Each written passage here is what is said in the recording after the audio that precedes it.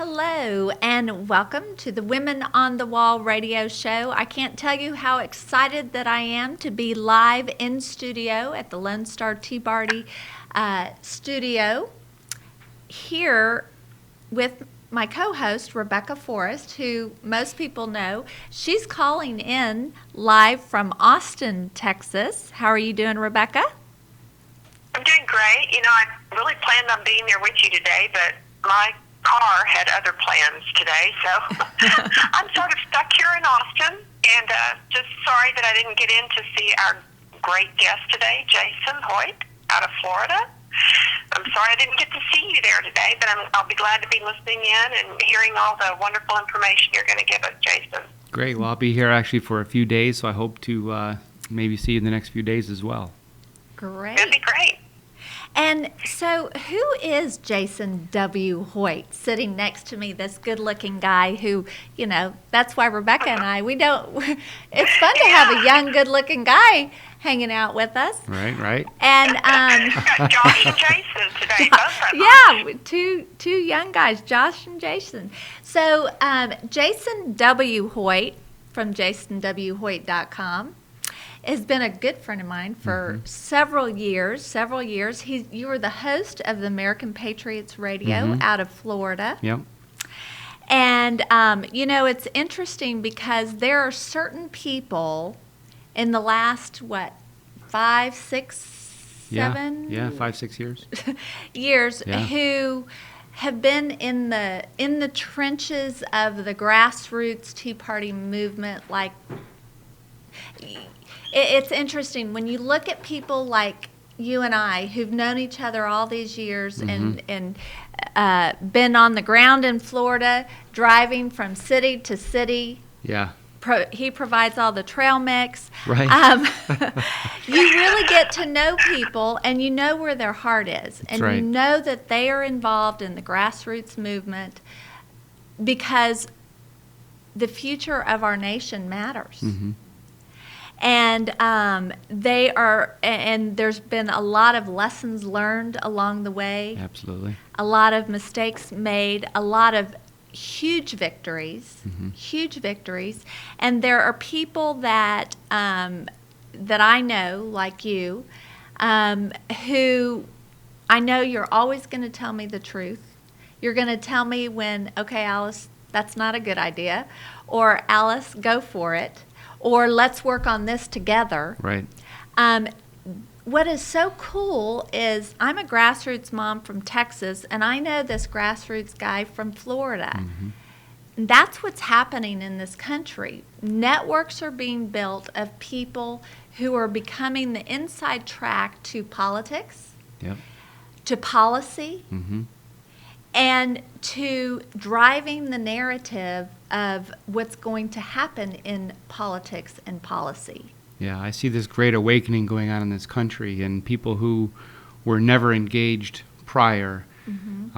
Everybody kind of has that moment, and if you're watching this and you haven't had that moment yourself, maybe it's time. But that moment where you get tired of throwing your shoes at the TV because you're frustrated, you have that moment where you have to get up off the couch and say, you know what, I have to get involved, I have to get engaged. And what will probably happen is your life will never be the same. You know, I often say this, but God put me at the right place at the right time, and I was paying attention, but it was His doing that, you know, put me on the original conference calls that launched the Tea Party, February of 2009. A couple dozen of us, 5 days, planned 50 events around the country. We kept doing the conference calls, kept growing more and more and more people. By April 15th that year, we had 850 events. Wow.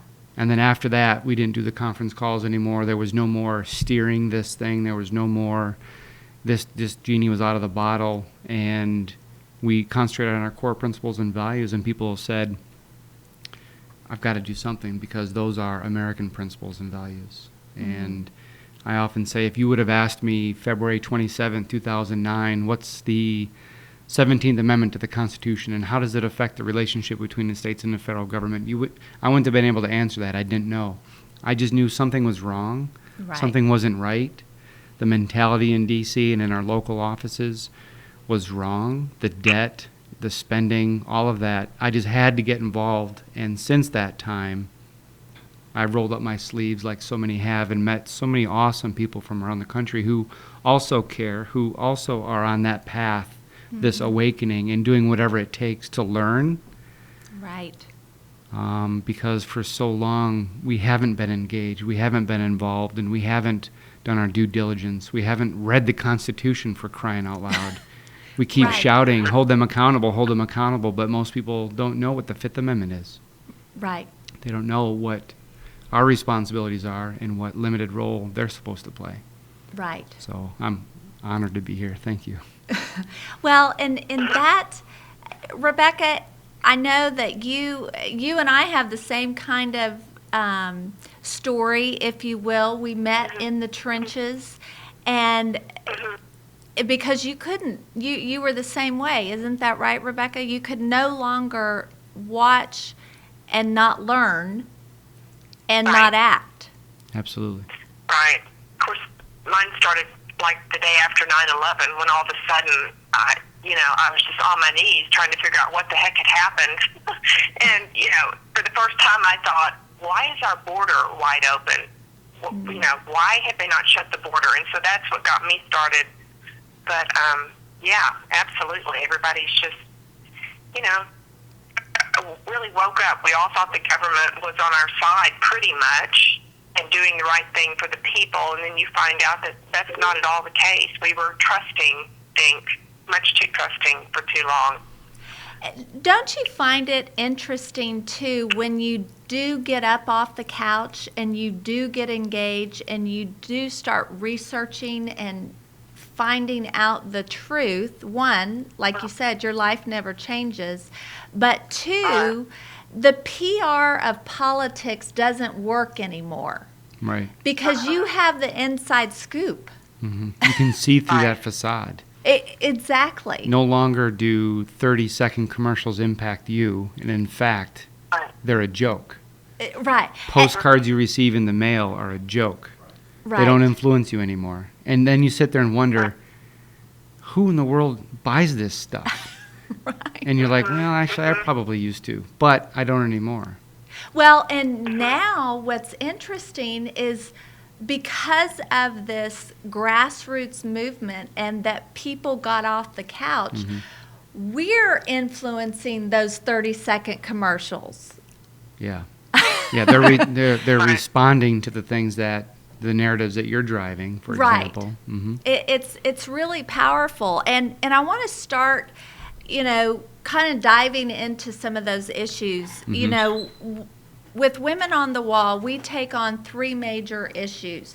Rebecca was the co-founder of Women on the Wall, and really started focusing on what our children were learning on the internet, having access to, and moving into immigration. So in her focus really was that border issue and immigration. So we focus on immigration, national security, and education. And there are two major things that just happened. Whoa, I don't know what that was. That was weird. Okay, there were two major things that happened last night that the world probably doesn't know about. Right. And so we want to talk about those issues. And it's kind of ironic that Jason comes to Texas. First, let me tell people, why are you here in Texas? To record a show in studio because I heard Rebecca's car was going to give her problems. So just to fill in, I flew in yesterday, and actually the Americans for Prosperity is having their big annual summit. They're Defending the American Dream Summit in Dallas, Friday and Saturday, and I'll be there both days recording interviews in their radio room, meeting some of their speakers and a lot of the grassroots activists, and doing a lot of interviews. Great. And really, that's part of this grassroots movement that's happened. We've become the media. We go to events and Right. we get our media passes and we show up and cover them. With American Patriots Radio, one thing that I say in part of the About page, if you will, is that I want to bypass the same old talking heads you say on the news. And it's the same people. They're all the same talking heads. And I want to actually meet and talk to the people who are actually making the difference, the boots on the ground, not the talking heads. You see the same rotation on Fox News, for example, and it's like, I want to talk to the real people who are making a difference, and that's you guys. Well, and it's interesting that you come from Florida, because there's some major breaking news out of Florida last night on the anti-Common Core front. People know we've been talking about Common Core and C-Scope and all of these things, and these networks of moms and dads that are building across the country. We got word that in Florida last night, Lee County School Board, passed a resolution. It was a 3-2 vote to basically go against the law, the state law, and not conform to the mandated state testing. Yep. Because the mandated state testing, and especially the alignment with Common Core, because whoever controls the test controls the content. I thought we didn't have Common Core in Florida. I thought they'd just changed the name. Isn't that and we'll get into that narrative of rebranding and just changing the name. But I want to read a portion of the account, and we're going to have later on Rita, a friend of mine from Florida, who was a part of making this happen in Florida. She's actually flying from Florida to Texas as we speak to attend this AFP conference. And this is her email. We won tonight at the Lee County School Board. Yahoo! No more state mandated testing. It was 3-2, and the most exciting evening our district has ever had. There were over 400 people, most with red shirts showing support, crowded into the board chambers. We had a tailgate party planned, but so much media came that we just talked to the media. Groups came from left, right, and center. This was not about party. This was about our children and the kids. And at the end of the day, if I could just jump in real quick. Yes, please do. You have to, just use common sense. Forget about policy and curriculum and all that for a moment, but it's about common sense. Who cares the most about their kids' education? And that's the parents. Right. And then, who do we delegate some of that responsibility to when we drop our kids off at school? It's the actual school itself, the one in your backyard, the one in your neighborhood. It's not this far-off place in Washington, D.C. It's not this far-off place in Tallahassee, in our capital in Florida. It's actually locally. It's got to be local control. Parents have to have a say, and I'm so enthused hearing that the parents showed up. 400 people. 400 Phenomenal. People. And the testimony, they had over 40 speakers speak. And this was, when I talked to Rita on the phone earlier, she said this was so riveting. It was better than any movie she'd ever seen. There was a 7-year-old girl that testified, and then her mother testified.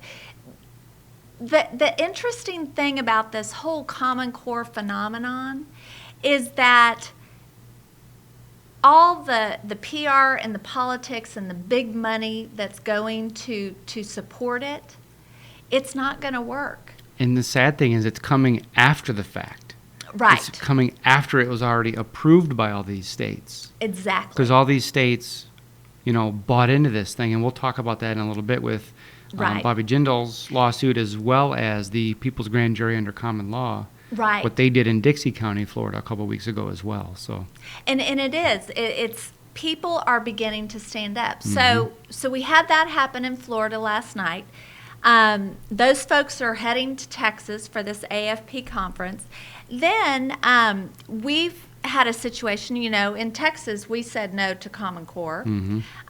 We got C-Scope, which is the same philosophy of education as Common Core. It's the progressive teaching strategies that have come in the back door.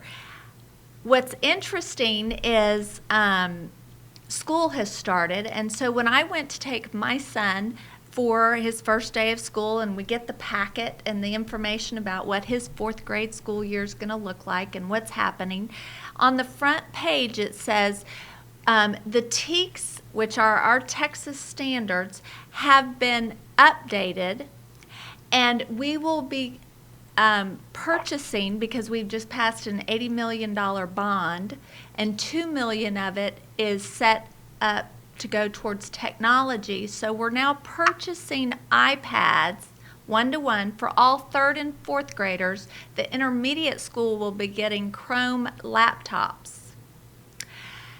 And I was mortified because, Rebecca, you and I were in Austin at the Can I See the Solution conference and sat and listened to Jane Robbins with the American Principles Project go through how our children's personal information and data is being collected and sold to third-party entities.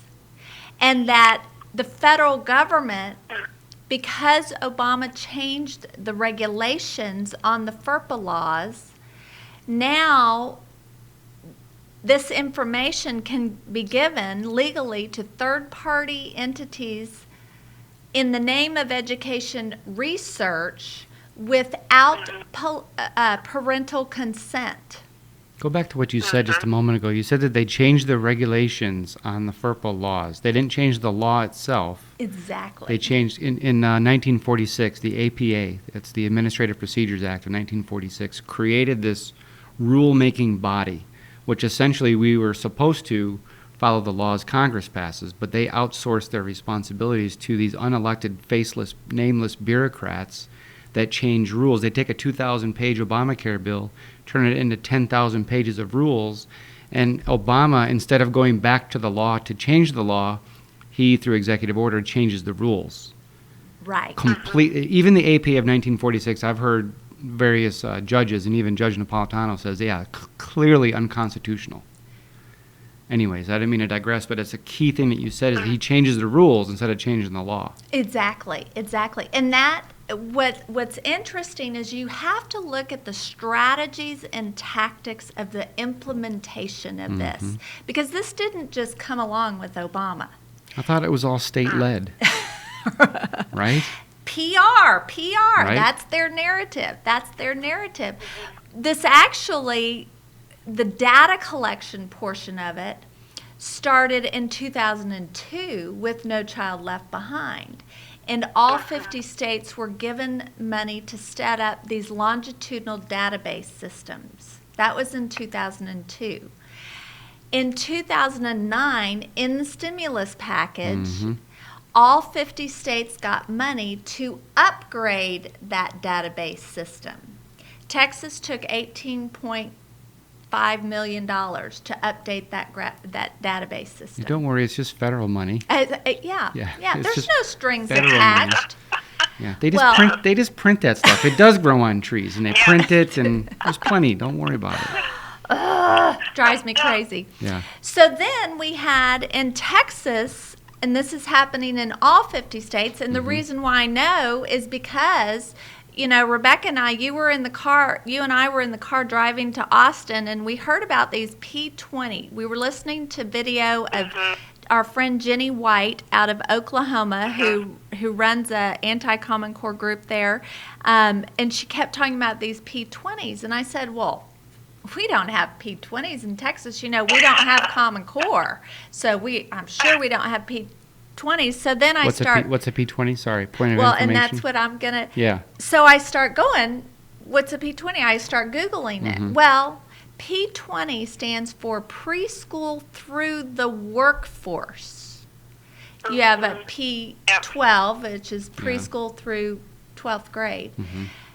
What they're doing, I found out, when I figured it out what P20 meant from Jenny and started Googling it, well, Texas was going through the process of passing legislation authored by Republicans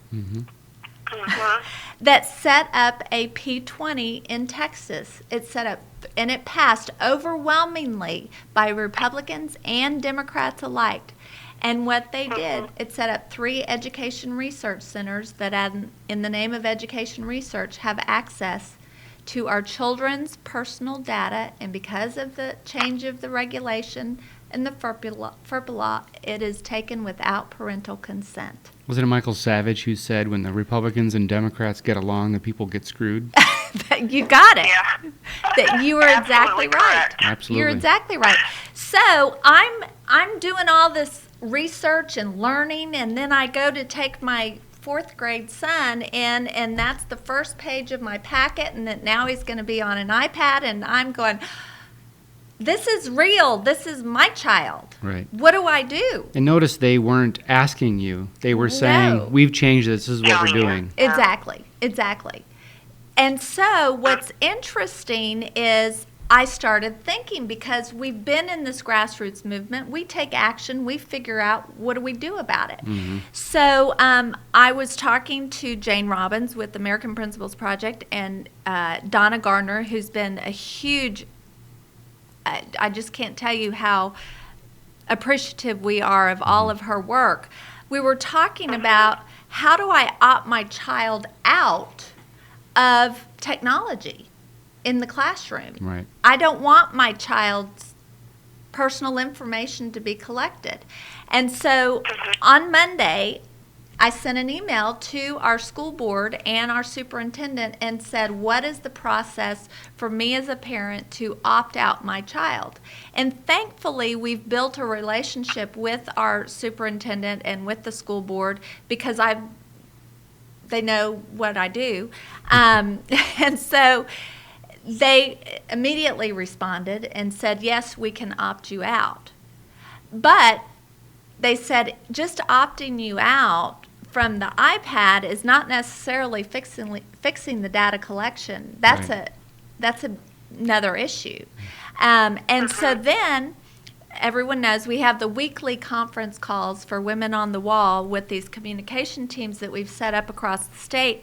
So that was scheduled for last night. Well, God has a funny way. He just puts the right people in He's place moving. at the right. He's moving. He's moving pieces. He's moving people. He is. And as long as we are getting rid of or trying to suppress our own personal wants and listening to what God wants and saying, use me, Right. I think we can work wonders. We can. And so I get this text message and call from my friend Tom Lynch at the Thomas More Law Center, and he said, I just wanted to make sure that you got the email about the opt-out form that the Thomas Law Center has just released. I was like, oh my gosh, this is it. This is what I need. Beautiful. Beautiful timing. So things are happening, and so we were able to have a representative from the Thomas More Law Center on our conference call last night. And let me read the disclaimer, legal disclaimer. It says, Student Privacy Protection Opt-out Request Form. Legal disclaimer, the Student Privacy Protection Opt-out Request Form was designed by the Thomas More Law Center in accordance with federal laws and the laws of the state of Michigan. So this is out of Michigan. It is available as a general reference and guide for all concerned parents. However, each state has different laws that may impact educational issues differently. Therefore, if you are dealing with a school outside of the state of Michigan, it is important that you consult with a licensed attorney from your state for additional review. And I tell you that because we had Catherine McMillan on our call last night, and we want to make sure that I give out the correct information, that this opt-out form can be adjusted from state to state. And so what we will be doing here in Texas, we're in contact with the Thomas More Law Center, and then they've set up attorneys in Texas who will take this issue, if you will, and create pro bono an opt-out form geared towards the state of Texas. And so what's interesting is, and if we can go a little bit longer, I think we're going to go a little bit longer. What we're going to do is make this form for Texas, and as parents say, just like they did in Florida, because it's law that you have to take those state mandated tests. What the resolution in Florida, what they were saying as a school board is, we are not going to comply with the law. That's right. And let's see where that goes. What Catherine McMillan clearly stated last night, like in Texas, we passed they passed, our legislature, passed HB 2103 that says that this data can be collected without parental consent and given to these education service centers. What this opt-out form is saying is, me as a parent, I am not going to conform with that law. And I have the natural law. That's my child. That's right. I see this happening more and more around the country, and it's going to become a bigger issue. Look at Obamacare. Look at the mandate. I know a lot of people who are saying, you know what, my rights come from God. I will not comply with your mandate. You don't tell me what I have to do. Right. Look at the EPA intrusion on people's property and fining people $500 a day for collecting rainwater on their own property, for crying out loud. There's people that are saying, guys, you've overstepped your bounds. I will not comply. Right.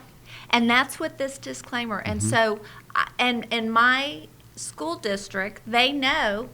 What's interesting, when you become the media and when you have these conference calls and you make them all public, then those people that you are trying to hold accountable, they're going to listen in. Absolutely. And so, and I'm not doing this opt-out form or going through this process to attack anyone in our school district, because a lot of those people are being held hostage by the laws as well. And so they know that now I'm not going to comply as a parent, and I am willing to work with an attorney to take it the full way down. And what's interesting, I want to get into what you're doing, Jason, in Florida, because this is all about people saying, we will not stand for this anymore. And tell us a little bit about the People's Grand Jury under common law. Before I do that real quick, Rebecca, as we're talking about listening in, I'm going to email you the Constitution this afternoon, so then at least the government will read it. We've got to get them to read it, so I do that often. I'll email the Constitution to people just to make sure that the government is reading it, and the IRS and everybody. That's great. Just to back up a little bit about what's going on in Florida, and actually across the country, there's an organization that I found called the National Liberty Alliance.org, and they really started this movement, call it, last year, and it's not something that a bunch of crackpots came up with in the basement of their house or over coffee at Panera Bread. This is something that has been under our nose the entire time, and it's actually in the Constitution. And the reason I started looking for something like this, and this kind of came to me, and I was made aware of it, was I started asking about accountability. We always talk about, we got to hold these guys accountable to the Constitution. We got to hold them accountable to their oath. What does that mean? What does that really mean? And when you ask most people, if they're honest, they'll say it like this. They'll say, well, we have to wait every 2 years for an election to hold them accountable. And maybe, just maybe, if we knock on enough doors, maybe our guy will get elected. And maybe, if there's enough of those people that get elected, maybe they'll pass legislation that might reverse the damage and restore our natural God-given rights. Maybe.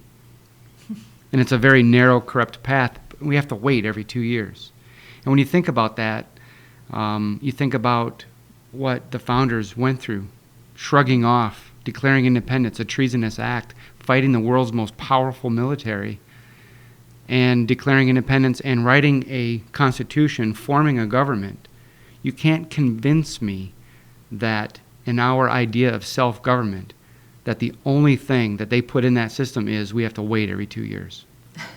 You can't convince me of that. So I started, when I asked that question, and I'm writing a book called How to Save Our Republic, America's War on Statism. And I talk about a lot of different fronts, a lot of different things that are going on. And when you talk about that accountability, I do a little bit of a pivot point to that point, and I say there's got to be something that we can do on a daily basis to hold them accountable. And oddly enough, it's right there in the Constitution already, the Fifth Amendment. The Fifth Amendment says no person shall be held to answer for a capital or otherwise infamous crime unless on a presentment or an indictment of a grand jury. Now, right when you say grand jury, right when you say indictment, I'm sitting in the middle of Texas here. I know that a lot of people cringe when they hear that. Right. But think about what most people hear when they hear the word indictment. Ooh, somebody was indicted. Ooh, they're guilty of something. Everybody thinks that. Mm-hmm. All an indictment is where the government, here as a district attorney, in our state would be a state prosecutor, mm-hmm. Brings evidence to the people of a grand jury, which is supposed to represent the people, jury of your peers. They bring evidence to them, they look at it, and they say, yes, there's enough evidence there to go to trial. And then it's determined whether or not they're guilty or not. That's all an indictment is. But there's another word in the Fifth Amendment that nobody talks about. It's called presentment. When you look up that word, presentment, I don't know if you know what that is. A presentment is where a grand jury, based on their own initiative, can begin an investigation and looking into criminal activity. Not sitting there waiting for Right. a prosecutor or a district attorney to convene the grand jury to bring them evidence. A grand jury themselves. So I often ask people, I say, do you think the founders created the jury system? Most people, I don't even know. Go back to Magna Carta, 1215, section 61. They talk about the 25 barons, where the barons, the landowners, would get together, and they were that buffer between the people and the king. And for centuries of common law, which is, we're supposed to be based on a common law system. Common law defined as customs and usages as defined by the people, as determined by the people. We created a common law system here, and the founders put the grand jury system in the Constitution based on centuries of history. And even decades into our founding, grand juries operating under common law would hold the representatives accountable on a daily basis. If there was, modern day example, county commissioner seat number 5, they just voted on something and their cousin got the landscaping contract. A grand jury could begin an investigation just on a hunch, mm-hmm. could begin an investigation looking to see if there's any wrongdoing there. Through the research, Manatee County, Florida, 1901, newspaper article. The grand jury put, after their 6-month term, they put together a report, sent it to the newspaper, and they published it. And it was a complete audit of the local government. They talked about the courthouse needed cleaning, the sheriff's office needed more space. There was $9,000 some odd in the treasury that was unaccounted for. And that's what the grand jury did. I found an article where a grand jury put out a report as well, where they did a whole complete audit as well. And that was from the beginning of this month in Alabama. So can we just create our own grand jury? Essentially, what a segue. That's awesome. So here's the issue. When you look at a grand jury today, most counties or every county should have one. Mm-hmm. But the problem is they're a statutory grand jury. They're a puppet grand jury. You look at 3 things: how they're formed, what instructions they're given, and then what functions they perform. And today, how they're formed is through the system, through the filter of the government. And let me fast forward really quick. This is also supported by the U.S. Supreme Court. 1992, Justice Antonin Scalia, writing for the majority opinion, talked about it. He said the grand jury requires no authorization from its constituting court to initiate an investigation. And I have a blog post at jasonwhoyt.com, and actually I have a shortcut, jasonwhoyt.com/123. Okay. And it'll take you to a very, in my opinion, if you don't mind me saying, a very impactful piece that goes through everything I just said with all the links and all the history. There's tons of things that he said. He said, because the grand jury is an institution separate from the courts, over whose function, this is the U.S. Supreme Court. Everybody, we all act like we're an oligarchy. We wait for the 9 folks in robes to come down from on high to tell us what our rights are. Well, Right. here's the Supreme Court talking about the grand jury. He said, because the grand jury is an institution separate from the courts, over whose functioning the courts do not preside, we think it is clear that, as a general matter at least, no such supervisory judicial authority exists. And there's a Wow. ton of quotes I have in there. So how is a grand jury formed today? Through the filter of the judge in the county or the clerk of courts in the county. It's not set up by the people. What instructions are they given? We oftentimes hear folks to say, well, don't worry, we won't call you unless there's a murder. Because they focus on the capital crime issue, not the infamous crime, which Cornell law defines as fraud and dishonesty. So that's another issue. So most people, if you're in a grand jury today, which is secret, nobody knows who's in a grand jury at any given time. The grand jury foreman can be known. But if you're in a grand jury today, think about what instructions did they give you. They said, don't worry, we won't convene you. We won't convene you unless there's a murder. Other than that, don't worry about it. In 1946, Federal Rules of Criminal Procedure Act, also 1946, by the way, I mentioned the APA, they tried to streamline a lot of these processes. And they completely left the word presentment out. They didn't change the Constitution. They didn't make it illegal. In a law review footnote, they said presentments are obsolete. That's what they did. So over the last several the decades after that, phased it out.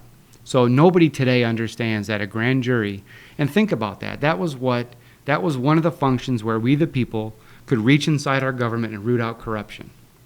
Scalia also made a comment about it exists as a buffer or referee is what he said, between the government and the people. He said it's not in the first 3 articles of the Constitution, it's in the Bill of Rights.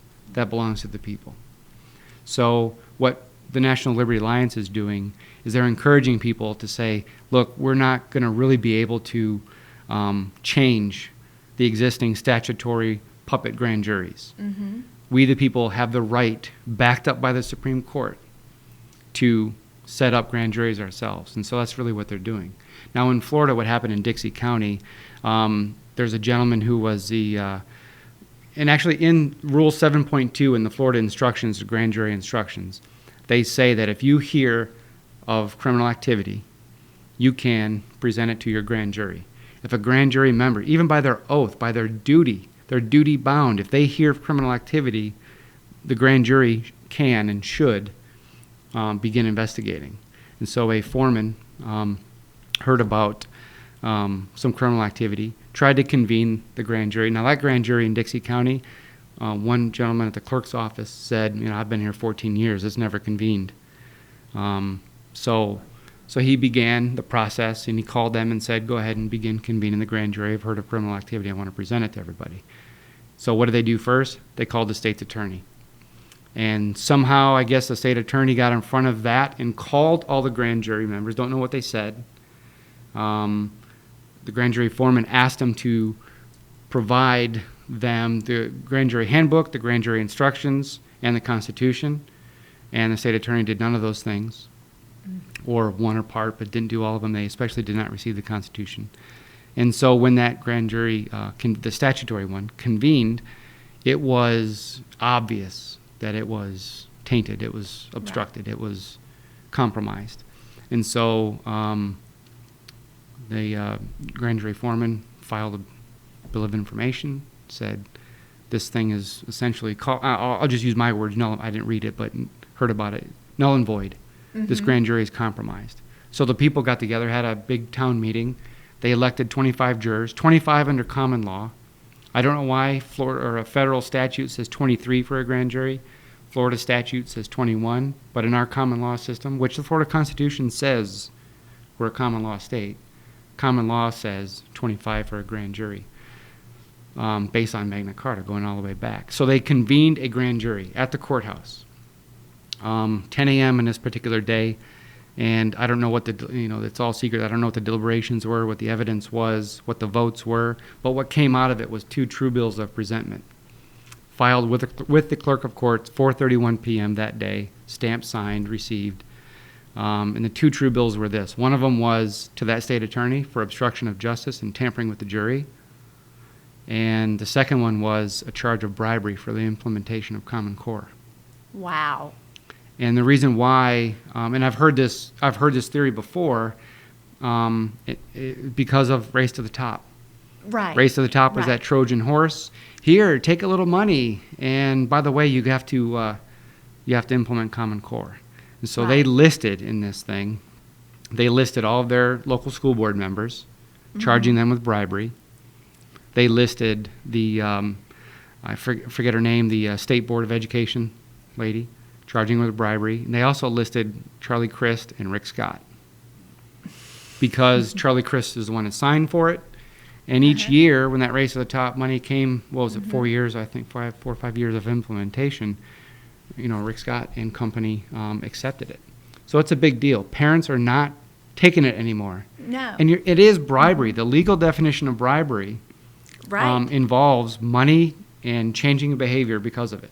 Right. I really oversimplified it, but Well, and it's interesting because when you look at Texas, there's a video of former chairman of education Robert Scott, and he talks about how when they were trying to get Governor Perry and Texas to sign on to take the money, you had to sign on to these standards, and he said, "Well, can I see them before I sign?" And they said, "Oh, they're not written yet."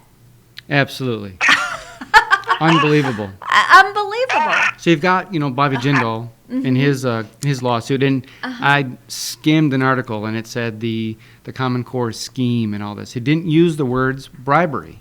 Right. He didn't use that harsh Tough language, that language. legal language. Mm-hmm. But again, this is bubbling up. People are saying enough is enough, and I mean, it's going to happen in Dixie County. I think that was huge. And grand juries are popping up operating under common law all over the country. The National Liberty Right. Alliance says, I think it was, the last I saw was 48 states. This has begun in every county in 48 states. Wow. So what's the jurisdiction? What is the jurisdiction? Common law. Common law jurisdiction, is that what you're referring to? Yeah, I mean, if we form and they can't hear me, so I'll have to. Yeah. say this over. If we form a grand jury here, Mhm. do we have just jurisdiction in Dallas County or at the state and the national level? Well, there are, in your question, to repeat your question, was what is the jurisdiction? If you do one here in the county, is it just a county grand jury? And essentially, I would say it's a county thing, but there are statewide grand juries. And in Florida, we've begun the process to convene statewide grand juries. And I know that did convene, that they did elect jurors. They did hear, and I don't know what came out of it and what has been filed yet, but I'll stay on top of that. And this is the thing.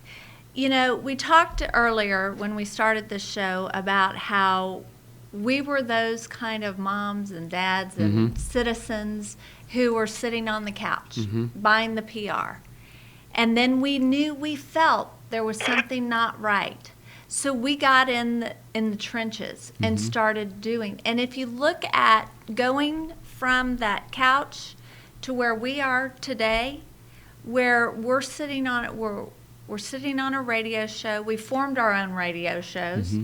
We figured out a way to be in studio. We've figured out ways not to comply. And this is, I feel it. There is a change happening. Yes. But not the kind of change that, not fundamentally transforming America to be It's a fundamental restoration, right. That's not it. a transformation. That's exactly right. Well, Hey, Jason. go Yes. ahead, Rebecca.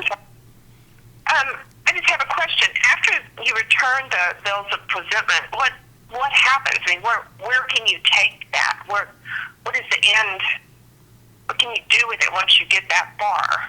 Well, what they did was Is there? they filed it with the clerk of courts, who received it, stamped it, and I have pictures of their stamps right here. Filed 4:31 p.m. on August 15th in Dixie County. Right. And at the presentment says these folks listed here need to be arrested. and then tried for, to determine whether or not they're guilty. Now, the issue is, do you have a sheriff in your county or in your area that's going to respect the Constitution? And one thing they've been talking about, they uncovered, is at some point in time, the oath of office in Florida changed. The oath of office says to protect and defend, supposed to be to protect and defend the Constitution and the state constitution of Florida, but somehow at some point in time, and I'll look for that and dig that, but they changed the oath to protect and defend the Constitution of the United States, the Constitution of Florida, and the government. And so when they meet with the sheriffs, they say, I see your oath says to the Constitution and to the government. Which one are you going to choose today? Are you going to choose the Constitution, which Article 1, Section 1 of the Florida Constitution says all political power resides in the people.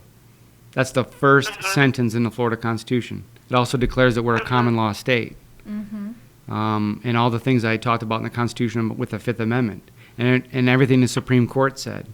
So when that clerk, if you file it and your clerk says, no, we're not going to file it, then reconvene and charge them with obstruction of justice.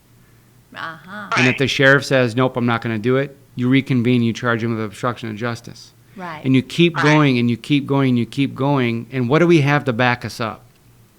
The Supreme Court has already, which, I know when you go to the Supreme Court website and you want to find out their decisions, their rulings, you have to go to the opinions tab because it is just their opinion. But as everybody follows what the Supreme Court says, they've already ruled on this. They've already decided. The grand jury operates outside of our judicial branch and the three branches of government.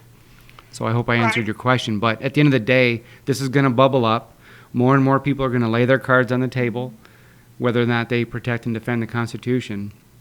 And it's going to end up at the Supreme Court someday. Because as you're saying this, in the back of my mind, I just keep thinking of how things have happened with border security and how really pretty much all of our elected officials have not upheld their oath of office, and they have not protected us, and they knowingly have left the borders wide open, knowing full well that terrorists are flowing through and putting all of us at great risk. And I just, it just, in the back of my mind, I keep thinking, how is it that we cannot do something, really hold them accountable? There's another movement that's coming out of this, and I'll go through this really quick. Think about it this way. When a police officer in the line of duty, during his normal operating hours, and he's on assignment or he's on location, in his line of duty, if he shoots somebody, he is essentially protected by the police department, protected by the sheriff's office, because he's acting in the line of duty. If that sheriff after work, goes to the bar on the way home, gets drunk, gets in a fight, hurts somebody, shoots somebody, that cop isn't protected by the sheriff's office anymore because of his responsibilities. He is personally held liable. Now, I have heard about this, and there's some federal code that talks about this, and I'm going to dig it up, and I'm going to report on it and try to start a movement and tell people, say, listen, we need to begin suing our representatives because their oath of office is to the Constitution of the United States. Article 1, Section 8 lists the things that they're supposed to be involved in. Everything else is not up to them. Everything else is outside of their oath of office, is outside of their scope of responsibilities. And we want congressmen, representatives, senators, everyone to recognize that we are coming after you, and your personal assets are going to be on the line. Your house, your boat, your cottage, all of that, if you act outside of your oath of the Constitution. Well, one of the things that's interesting to me in being involved in this grassroots movement over these last years is the strategies and tactics of the progressives and the people who are implementing this. And you look at that grand jury indictment of Governor Perry. Right. They knew what they were doing. And it's interesting, Josh just handed this to me. I'll just read the top line. Because the Democrat Party is no longer what it was in the past. and nor is the Republican Party, Amen. for that matter. But listen to this. This comes from the Texas Democrats. It has just been a few short weeks since the state party convention ended, and it is safe to say that the Texas Republican Party is dead and the Tea Party takeover is complete. That's good news. Yes, it's complete. This fall, it's not Democrats versus Republicans, it's the Tea Party versus the Texas Democratic Party. Hmm. And what's interesting is when you look at what happened in Florida last night, I think it was very interesting that she said, this is not Democrat, left, right. Right. This is about our kids. Yep. And really, that's what this is all about. We're put on this earth for such a time as this Hmm. to play a role. The beauty is we know the end of the story. Right. Thankfully. And so, but we've got our role to play, and our role to play is to protect America, the American way, Hmm. for the next generation so that they can be given the gift. Yeah. Every generation has to make that decision. Right, What kind of country are we going to be?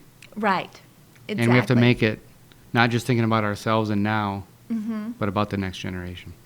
And really, what's so exciting, and Rebecca, we were talking about how young and good-looking Jason is, and Josh.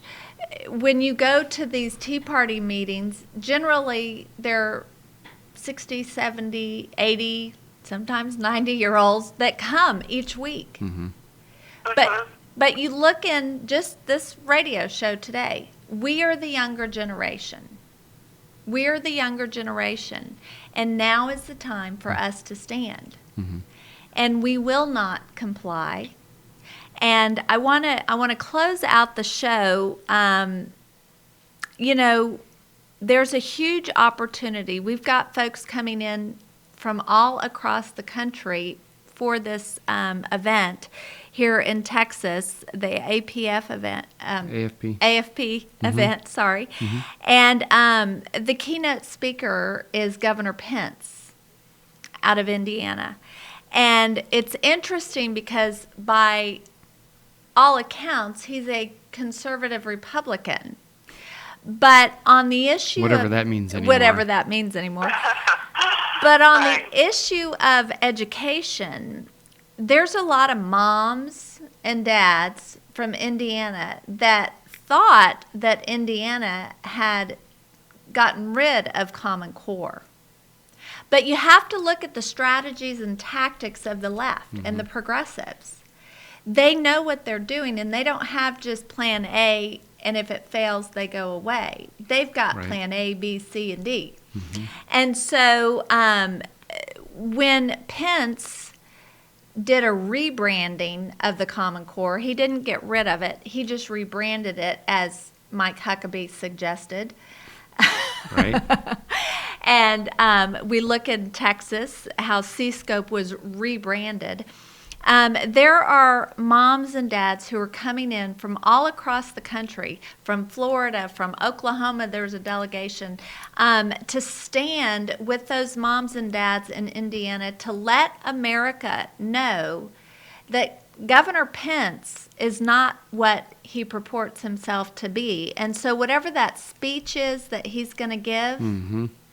that's setting him up for the next election, the grassroots moms who know that their child today in Indiana is suffering because of the rebranding of Common Core, they're going to show up and they're going to let the world know, don't buy the PR, because we know the inside story.